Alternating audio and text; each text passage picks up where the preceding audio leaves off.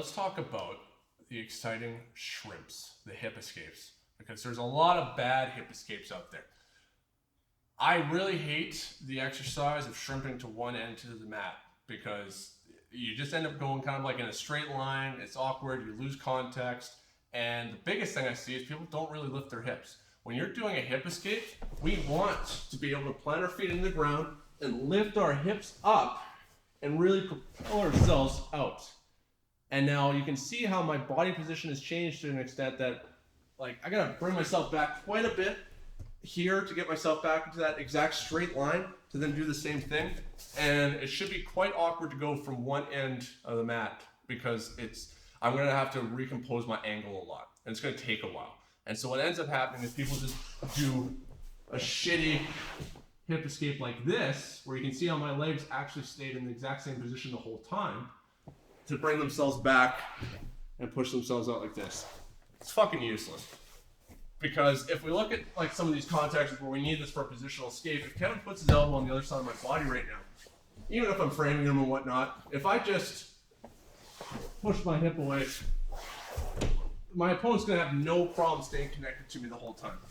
What I want to be able to do is plant both legs in the mat, both legs, bridge at a 45-degree angle into my opponent, to be able to turn myself up onto my shoulder, turn my butt up to the sky as much as possible, and then hit back through that space, engaging with both legs, not like the one leg here and have this other leg fully extended for some reason.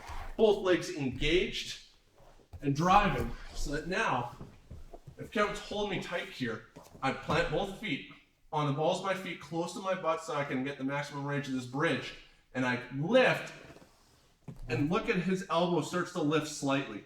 That's all I need, so that as I have frames keeping him in place, I can now recede back into that space and be able to escape. Same, we look at, say, full mount. He's boxed my hips in. If I'm just trying to move my hips around without lifting him, it's going to be very difficult. Raul Estima has an excellent analogy talking about this, where you want to think about a bicycle where the seat's too high, and if you're trying to sit on it, you kind of have to balance between the two. You can't put both feet on the mat or on the ground with that bicycle. You're balancing between the two, hopping from left to right. What I'm looking to do is bridge, and look how one of his knees lifts off the mat. As that has happened, I can now hip escape into that space, accessing his leg as a lever and using the space to my advantage, to then be able to escape the position. Depending on how high of a crisis has gotten in that situation, you may be able to get away with a small hip escape, but you want to train for the worst case scenario, and you need to be able to lift your hip high up into the air. So when you plant your feet into the mat, you bridge balls of your feet here, because even just having my heels on the mat, my hips can't go as high. I want to go high, lift myself, start pointing my butt up to the sky as much as possible, and now with my legs curled with both feet, drive myself back as much as possible. If I have proper frames in place, which I should have basically like a scaffolding here supporting my opponent, so that even though my hips are starting to get further away from them, I'm able to use this space now to be able to recompose that angle. If I don't move my hips very much, I'm not going to have space to do so. So one more time from like side control. As I frame him out here, I bridge into him, get that elbow onto that. I bridge into him to lift, and I hip out as much as possible, like this. And you can see how there's a ton of space there, but that space now is my friend to be able to start getting my legs in. So as Kevin tries to close that distance, I'm able to get my legs in whatever way so I can start to create frames and start to control that inside space.